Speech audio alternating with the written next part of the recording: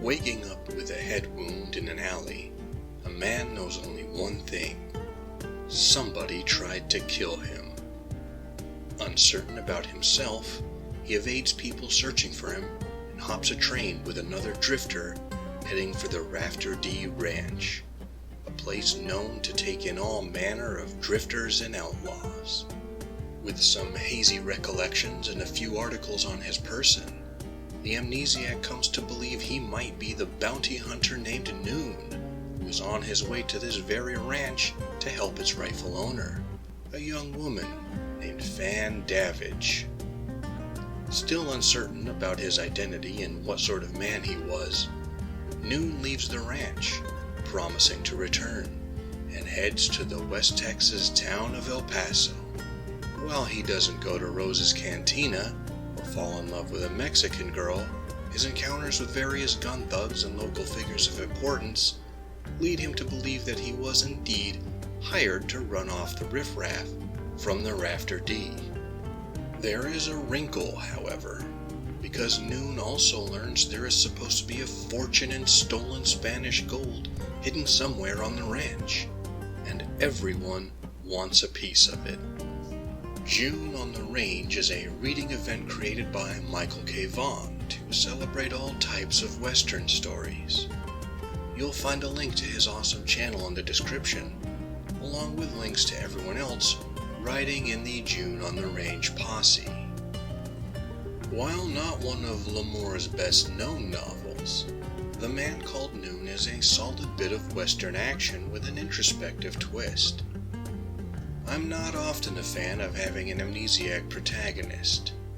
Here it's used reasonably well, and it gives the story a dimension I did not anticipate, sometimes becoming reflective on how much of our identity is something we can choose.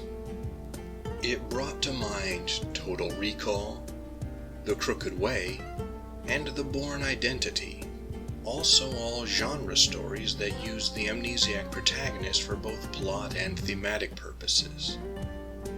While this book doesn't always reach the same height as those other stories, especially Verhoeven's over-the-top satirical playfulness in Total Recall, The Man Called Noon does achieve a similar effect.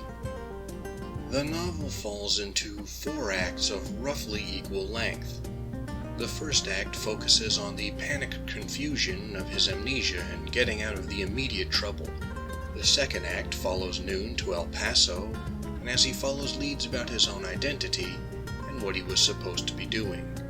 In the third act, he makes decisions about the information he's uncovered and chooses what sort of man he believes himself to be.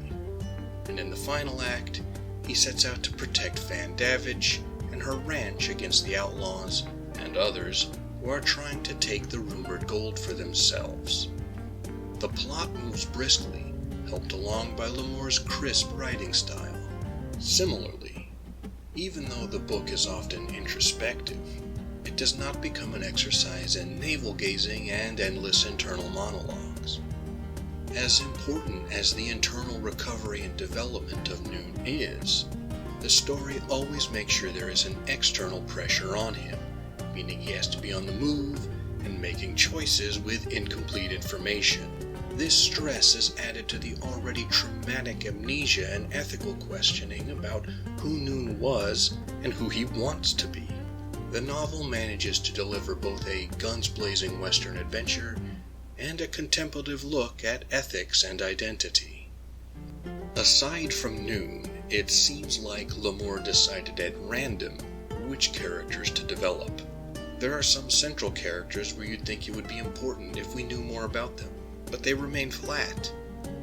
In the meantime, a few minor characters get these well-written and surprisingly meditative passages. I wouldn't call this a significant detraction, but it is odd and noticeable. In a similar fashion, there are a few subplots that don't really develop into anything, and the finale comes across as both convoluted and rushed. One aspect I think is well handled is the violence. Like most good westerns, the tension leading up to the moments of violence and the pain and destruction in the aftermath are the real focus, rather than the act itself. Violence is sudden and devastating for everyone involved, and L'Amour knows where to keep the attention and for how long to linger. As with so much of the novel, he does enough to put a precise image in the reader's mind without dawdling or derailing the narrative. But what do you, the audience at home, think? Have you read The Man Called Noon? How do you think it ranks among L'Amour's extensive catalog of Western novels? If you haven't read this one, do you think it sounds like something you'd pick up for June on the Range, or just to read at any other time? Be sure to share your thoughts in the comments. Thank you for taking the time to listen to my peculiar notions. If you appreciate this channel and want to support it, you know what to do.